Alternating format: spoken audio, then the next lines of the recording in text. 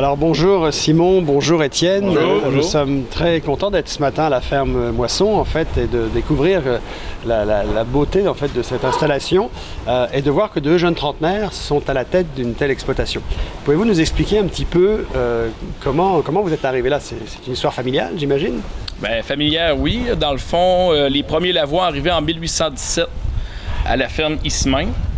Puis par la suite, les générations sont suivies. Présentement, il y a la 6e génération qui sont mes parents, Michel et Nathalie, qui sont encore impliqués à la ferme.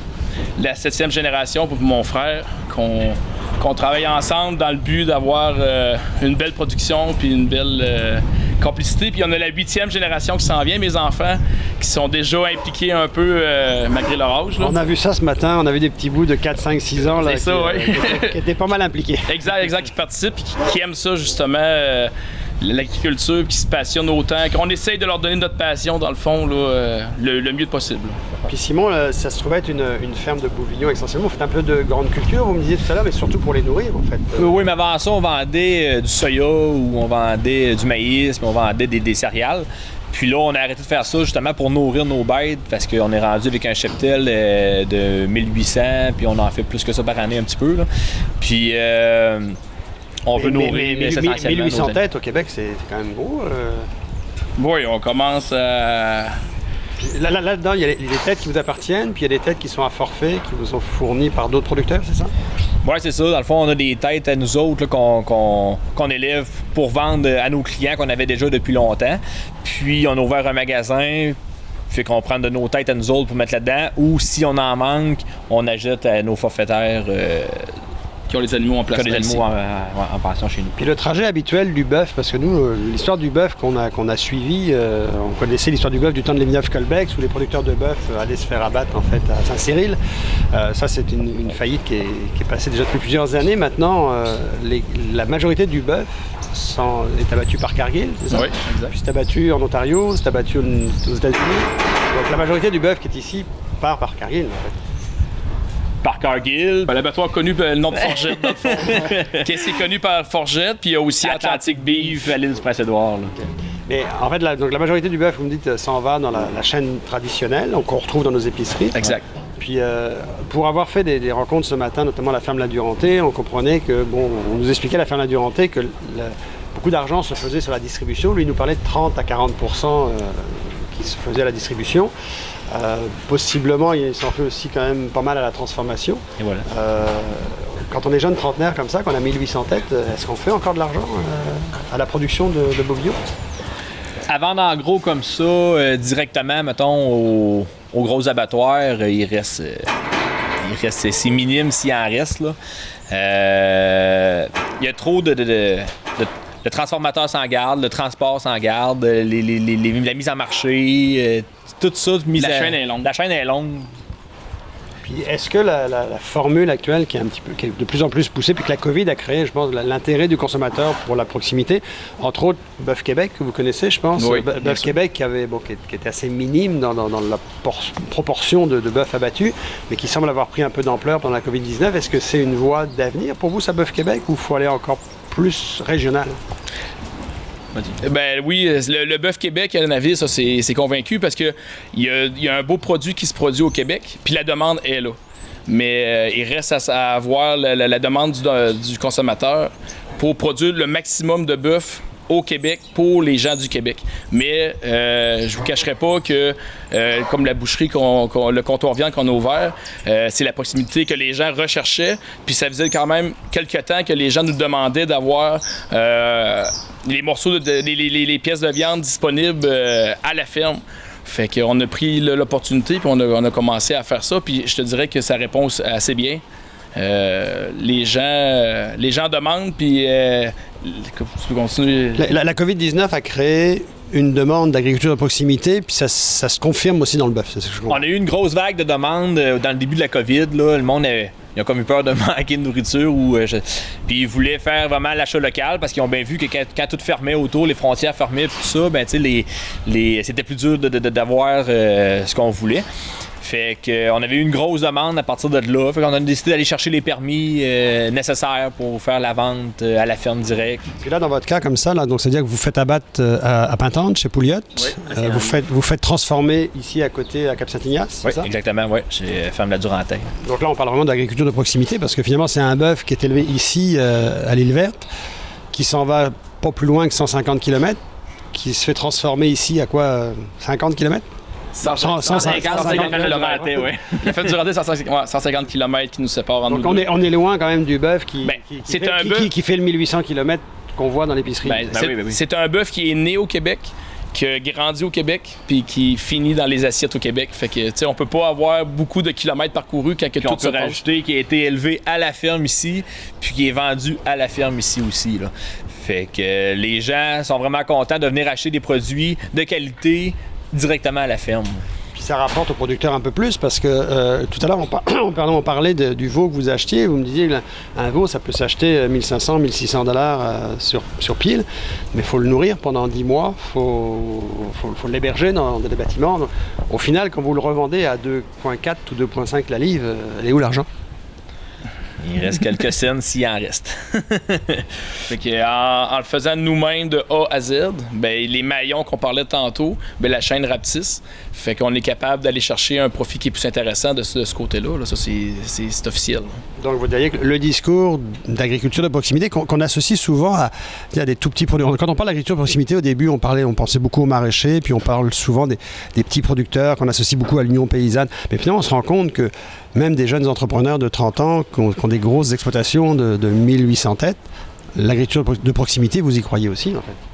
Oh oui, ben c'est très important. Même les fournisseurs, c'est toute la majorité de nos fournisseurs, que ce soit pour la litière, les aliments, c'est du Québec aussi. Là. On essaie toujours d'aller au maximum. Le plus proche possible. Exact. Puis est-ce que les structures, que ce soit l'UPA ou le MAPAC, vous suivent dans cette tendance-là de vous amener à la proximité aussi, vous, les gros producteurs, on va dire? Si on veut avoir une agriculture en santé, il faudrait avoir un peu plus de soutien des membres qui suivent justement du MAPAC, de la financière ou du gouvernement, de tous les ministères confondus. Ça prendrait du soutien plus pour encourager justement la relève, puis la relève qui s'en vient à vouloir faire de la production bovine, de la production laitière, peu importe, mais que l'avenir dans l'agriculture reste. Parce que c'est pas facile de se lever tous les matins, finir tard le soir, mais comment je pourrais dire... Parce que là, le MAPAC a fait un geste récemment pour la volaille. Il y a un petit abattoir à Granby qui est soutenu comme projet pilote pour l'abattage de volailles. Est-ce que vous verriez en fait des programmes qui seraient intéressants pour arriver avec des abattoirs de proximité partout au Québec pour le gros bétail? C'est certain que ça va prendre des abattoirs, puis des boucheries, puis des centres de charcuterie, de découpe plus nombreuses que ça présentement, parce que là, c'est... il n'y en a pas assez, mettons. Il n'y en a pas assez au Québec là, qui peuvent permettre de vendre... qui peuvent permettre aux producteurs de vendre localement leurs produits. Juste qu'on fait affaire à la ferme de la Durantaine, là, et il y a de l'ouvrage, le monsieur, là, puis il travaille fort pour être capable de nous livrer. Puis il y a un plafond qui l'attend. Ça va en prendre d'autres comme lui pour pouvoir... Exactement. Il y a un problème de main-d'œuvre aussi là-dedans, là, les bouchers. T'sais, on se le cachera pas, puis... c'est ça. Ben, c'est quand on disait tantôt que ça prenait de l'aide de tout le monde, ben c'est encourager pas juste les producteurs, c'est encourager le boucher, c'est encourager justement avoir des nouvelles abattoirs au Québec, des nouvelles salles de coupe, tout pour être justement repartir l'économie québécoise part de là dans le fond. Oui, puis ça fait partie de la vitalité de la ruralité, tout ça. Exact, oui. Ben écoutez, on vous remercie. On est heureux de voir deux jeunes frères trentenaires comme ça s'impliquer autant et merci de nous avoir reçus. Ben, c'est un plaisir. Merci à vous.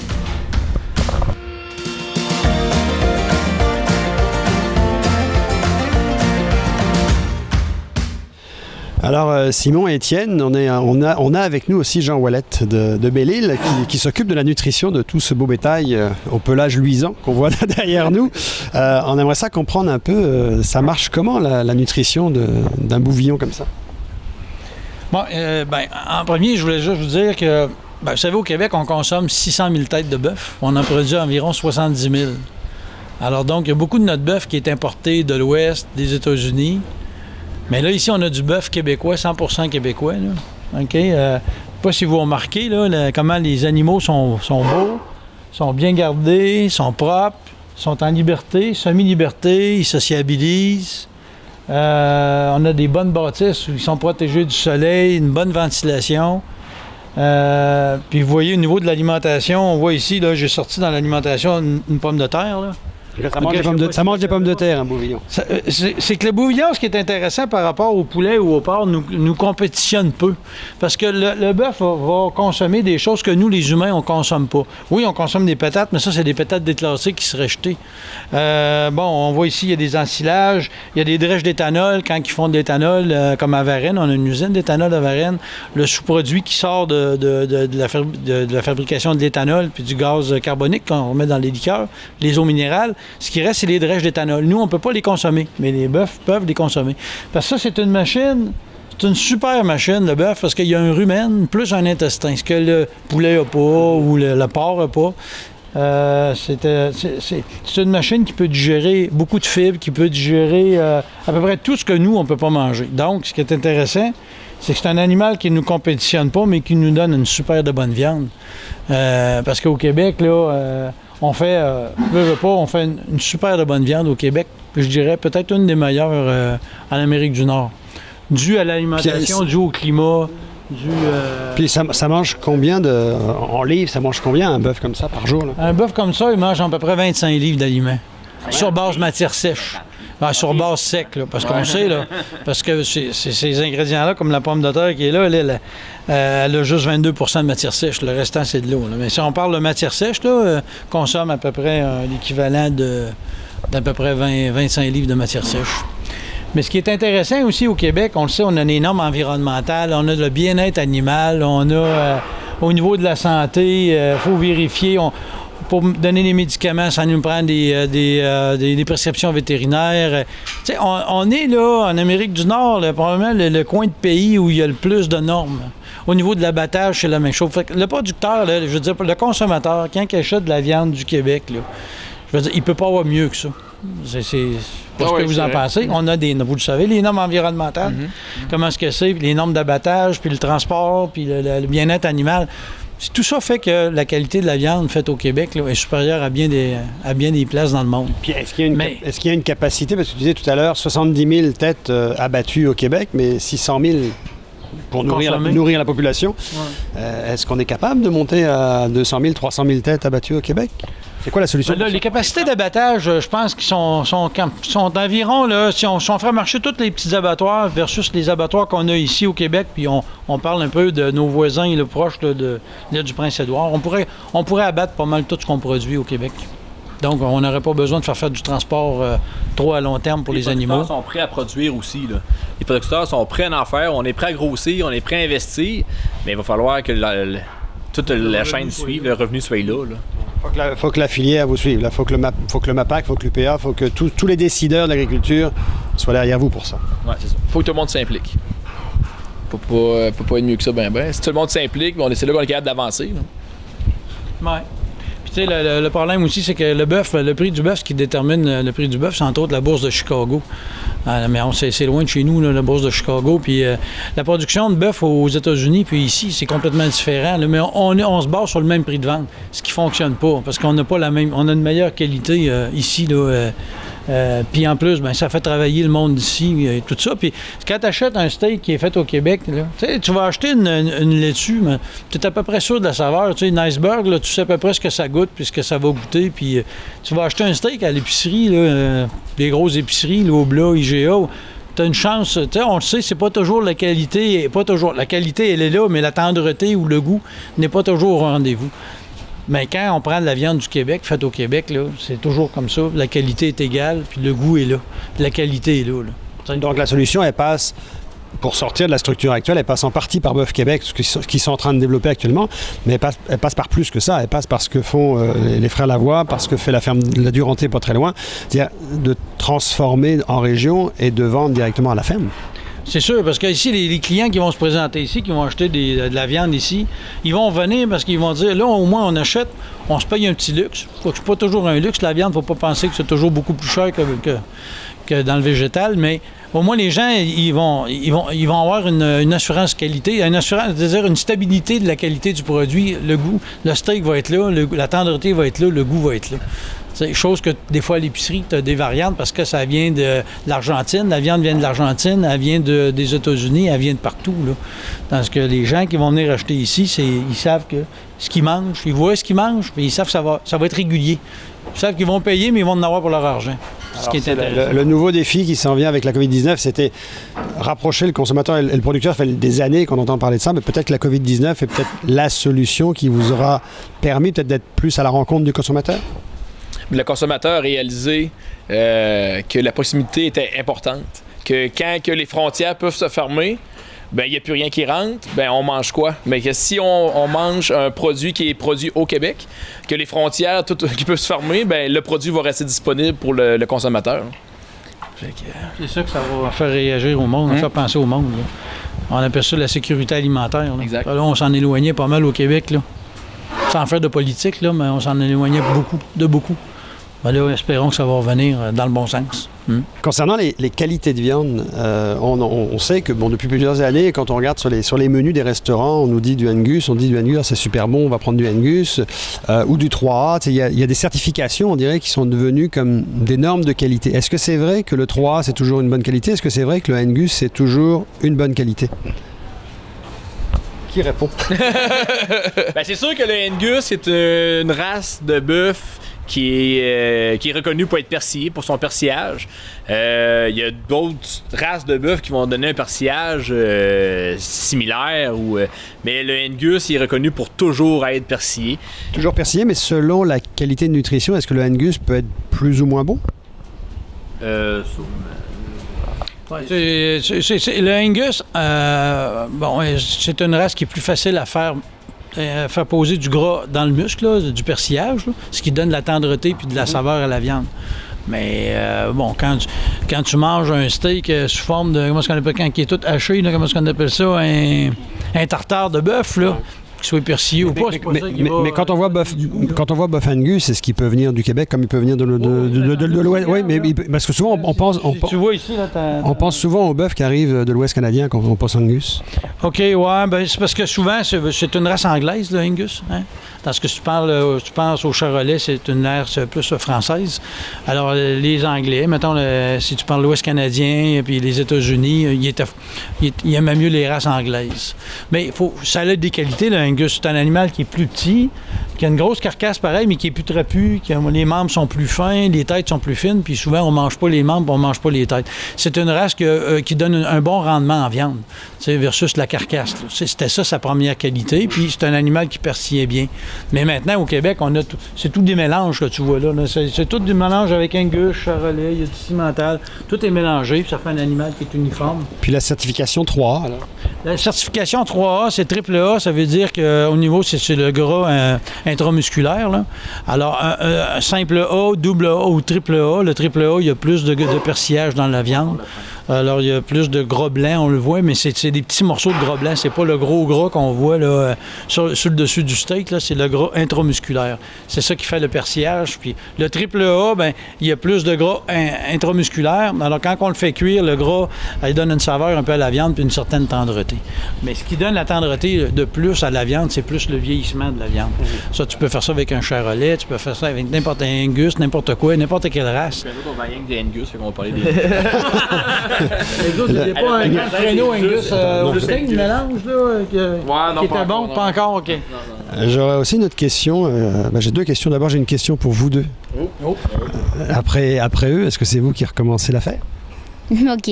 C'est ça. Non, dans le fond, il veut savoir, après nous, est-ce que c'est vous qui avez travaillé à la ferme? Oui. Oui, vous avez travaillé à la ferme, c'est sûr, ouais. Je vous ai vu ce matin sur le tracteur puis avec les bœufs. Ça te plaît? Ça travaille avec les bœufs, oui. hein? On va prendre la relève, c'est sûr. Moi aussi, on va voir mon frère Mathéo puis Victor. Les autres qui sont à la maison, mais ils sont Ta petite sœur, peut-être aussi. Peut-être la petite sœur Béatrice. Peut-être, pas sûr. Donc la relève est assurée chez les Lavoie, c'est ça? Ouais. On va être plus. Moi, j'avais une dernière question aussi pour vous sur le traçage. Je sais qu'on en a parlé un petit peu en pré-entrevue tout à l'heure. Chaque bœuf a son numéro. Là. Il y a 45, 31. Chacun a sa traçabilité dans l'oreille. On sait que donc c'est là où on peut savoir d'où vient le bœuf et comment il se rend jusqu'à l'abattoir. Puis après l'abattoir, quand il va à Pintendre, c'est pas trop un problème parce que vous savez que c'est votre bœuf qui va là puis qui revient.